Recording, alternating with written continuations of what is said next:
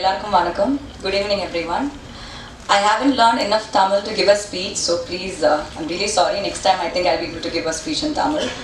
I'm very tense to be standing here because release is in 2 days, and I still can't believe that movie is going to come out after a long wait. I'm standing here today because of Gautam sir.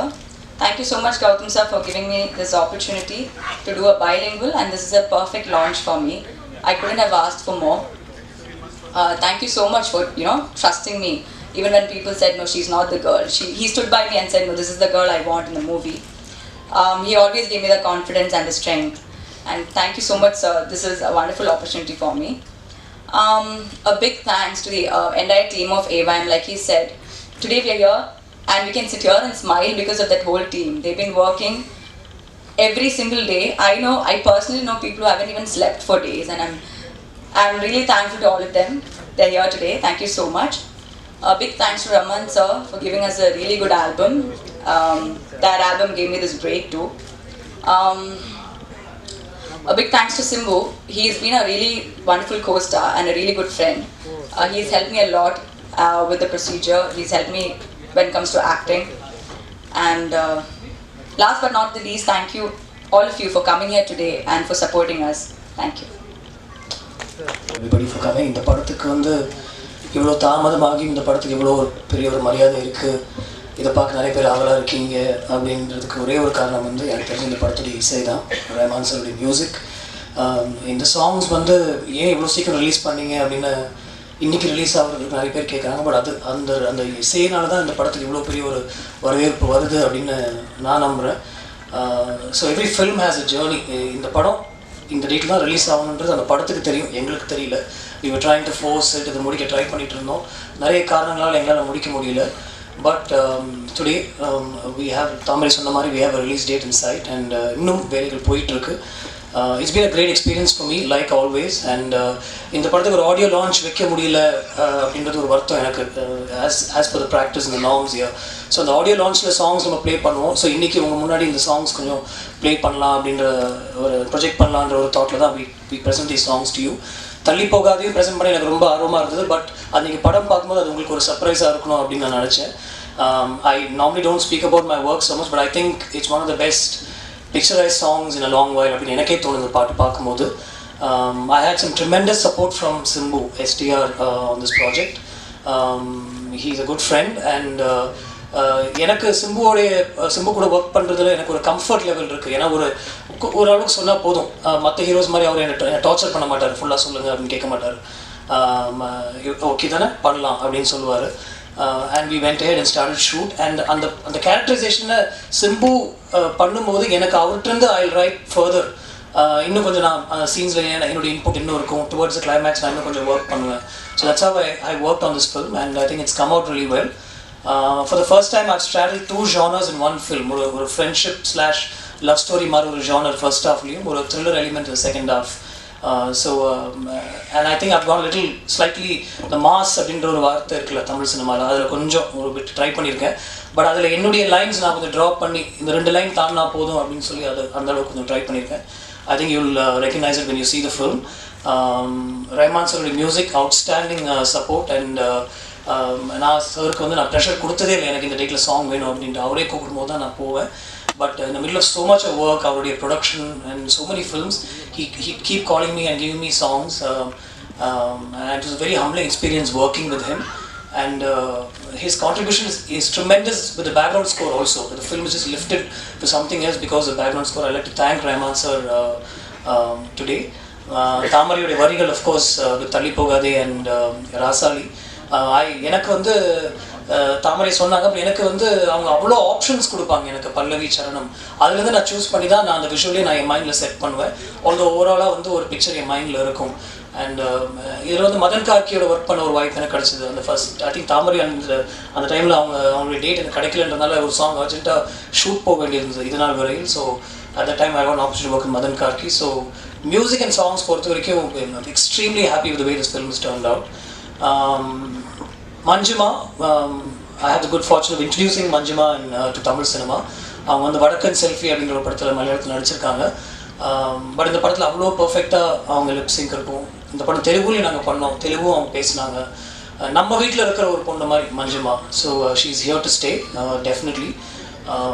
Other than that இந்த படத்தை வந்து ரொம்ப கஷ்டப்பட்டு எல்லா படங்களும் அந்த மாதிரி தான் பண்ணுறாங்க. பட் இந்த படத்தில் கொஞ்சம் எக்ஸ்ட்ரா எஃபர்ட் போட்டு என் கூட ஒர்க் பண்ண எங்கள் team, I don't have to name them, they know, the team will know who I'm talking about.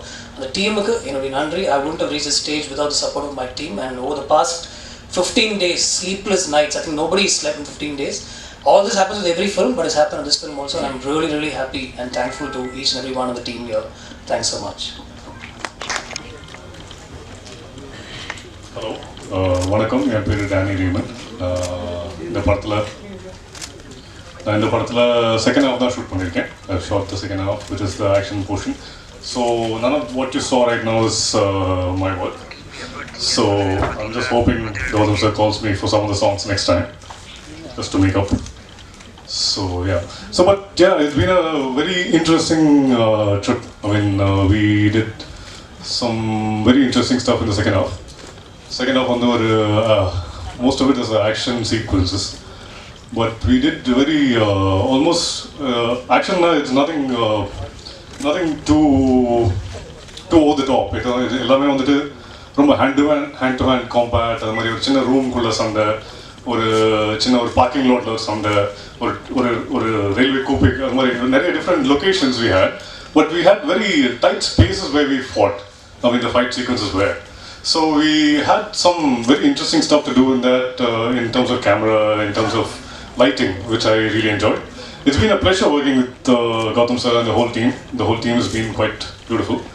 So yeah, I mean, I hope there is more of this in the next one. I hope there is a next one. So it's been something. Yeah, it's been a serious bit of pleasure in the second half. நீங்கள் பார்த்து சொல்லுங்கள் எப்படி இருக்குன்னு. We used a lot of reds and oranges to kind of give it one gritty kind of feel. So I hope it all translates to something in screen. Let's see, hopefully. Thank you guys. Thanks for coming. எல்லாருக்கும் வணக்கம். இப்படிலாம் கூப்பிட்டு பேச வைப்பாங்கன்னு தெரியாது. ஆக்சுவலாக sir சுற்றி mic இருக்கும், sir பேசுவார், அப்படியே பக்கத்தில் உட்காந்து நினச்சேன்.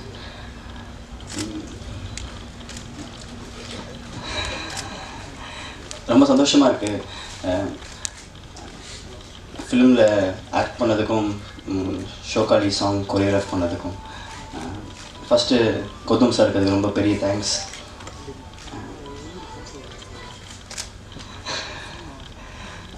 ப்ளஸ் எஸ்டிஆர் அவருக்கும் ரொம்ப தேங்க் பண்ணோம். ஏன்னா அவர் கூட நடிக்கிறதுக்காக நிறையா ஹிட் காம்பினேஷன்ஸ் அப்படிலாம் இருக்குது. அதெல்லாம் தவிர்த்து அவர் கூட ஸ்க்ரீனை ஷேர் பண்ணதுக்கு, என்ன அலோவ் பண்ணதுக்கு அவருக்கு ரொம்ப தேங்க்ஸ்.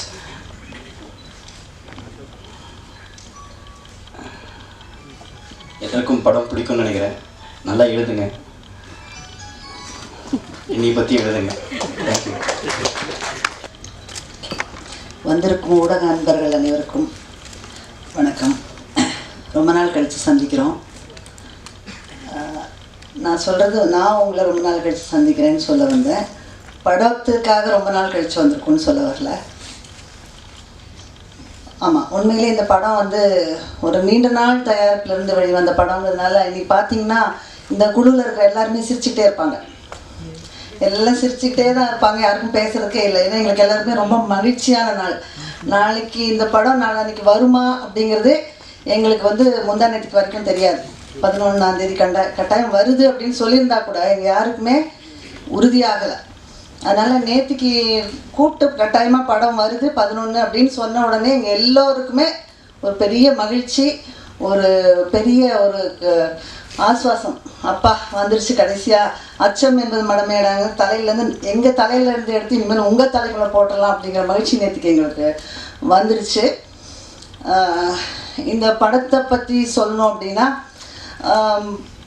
கௌதம் அவருடைய இயக்கத்தில் வர படங்கள் பற்றி நீங்கள் பார்த்துருப்பீங்க. விண்ணை தாண்டி வருவாயாக்கு அடுத்தபடியாக வர படம்ங்கிறதுனால இதை கட்டாயமாக அது விண்ணை தாண்டி வருவாயோட 2வது பகுதி அப்படி தான் எதிர்பார்ப்பாங்க, யாராக இருந்தாலும் எதிர்பார்ப்பாங்க. அந்த மாதிரியான ஒரு சாயலும் இல்லாமல் அதே சமயத்தில் அதனுடைய அழகு அம்சங்கள் எல்லாமே அடங்கின ஒரு படமாக இருக்கணும்னு அவர் முன்னாடியே அவர் நினச்சிருந்தார். கூடுதலாக இந்த படத்துக்கு இசையமைப்பாளரும் திரு ஏஆர் ரஹ்மான் அவர்கள். அப்படிங்கும்போது அந்த படத்தினுடைய பாடல்கள் பெற்ற வெற்றி நமக்கு தெரியும். இந்த படத்துலையும் அதே போல் பாடல்களை சார்ந்து பாடல் காட்சிகள் அது எல்லாத்துக்குமே ஒரு பெரும் எதிர்பார்ப்பு கதையை தாண்டியும் இருக்கும். கதை ஒரு புறம் இருந்தால் கூட அதற்கு நிகராக ஒரு பாடல் காட்சிகள் இருக்கும். அதுவும் விண்ணை தாண்டி வருவாயை விட அதிகமாக இருக்குங்கிற எதிர்பார்ப்பு எல்லாமே கூடியது. அப்போ ஒரு படத்தினுடைய முந்தைய படத்தினுடைய வெற்றி அடுத்த படத்தில் நாங்கள் எடுத்துக்கிட்டு போக வேண்டிய அந்த ஒரு சுமை எப்போவுமே எங்களுக்கு இருக்குது. இந்த படத்தில் பார்த்தீங்கன்னா விண்ணை தாண்டி வருவாயோடைய பாடல் வெற்றிகள் அப்படிங்கிறது அதை தாண்டி இருக்கா இல்லையான்னு நீங்களே சொல்லலாம். இந்த படத்தினுடைய பாடல்கள் நீங்களும் கேட்டுட்டீங்க. இப்போ 3 பாடல் காட்சிகளும் பார்த்துட்டீங்க. நான் அந்த படத்தில் எல்லா பாடல்களும் எழுதியிருந்தேன். இந்த படத்தில் 2 பாடல்கள் மட்டும் எழுதியிருக்கேன். தள்ளி போகாதேயும் ராசாளி, இந்த 2 பாட்டும். அதனால் அதை பற்றி மாத்திரம் சுருக்கமாக ஒரு சில வரிகள் நான் ஏன்னா நீங்களாம் ஆர்வமாக இருப்பீங்க அப்படிங்கிறதுக்காக சொல்கிறேன். அதில் தள்ளி போகாதே ராசாளி தான் முதல்ல நாங்கள் எழுதின பாடல். அந்த பாடல் எழுதி பல்லவி தான் முதல்ல எழுதினேன். பல்லவி எழுதி ஓராண்டு கழித்து சரணம் எழுதினேன். ஒரு பல்லவி முடித்து அது அங்கே எங்கே விட்டோமோ அங்கேருந்து 1 வருடம் கழித்து மறுபடியும் அதையே எழுதுறது அப்படிங்கிறது வந்து எவ்வளோ பெரிய ஆச்சரியம் யோசிச்சு பாருங்கள். நான், கௌதம் அண்டு திரு ரஹ்மான் அவர்கள் 3 பேர் உட்காந்துட்டு முதல்ல என்ன எழுதணும் அப்படின்னு அப்போ தான் எடுத்து வச்சு பார்க்குறோம். ஓ பல்லவி இப்படி இருக்கா, சரி இதுதான் உங்களுக்கு சரணம் இதுதான் அப்படின்னு சொல்லி அப்பயே போடுறாரு. அப்பயே மெட்டு போட்டுட்டு இவ்வளோ தான் அப்படின்னு சொல்லி சொல்கிறாரு.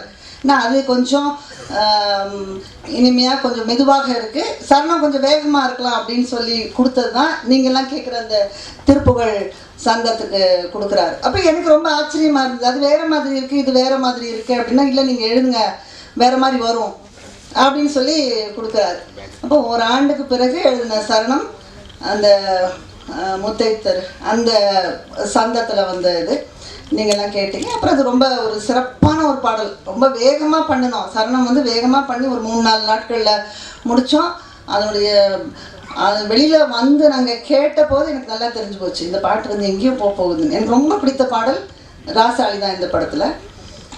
அடுத்தபடியாக தள்ளி போகாதே எழுதுனது அது இன்னும் ஒரு சுவாரஸ்யமான ஒரு அனுபவம். திடீர்னு கௌதம் கூப்பிட்டாரு. அப்போ இந்த ஷோக்காளி படப்பிடிப்பு நடந்துகிட்டு இருந்தது.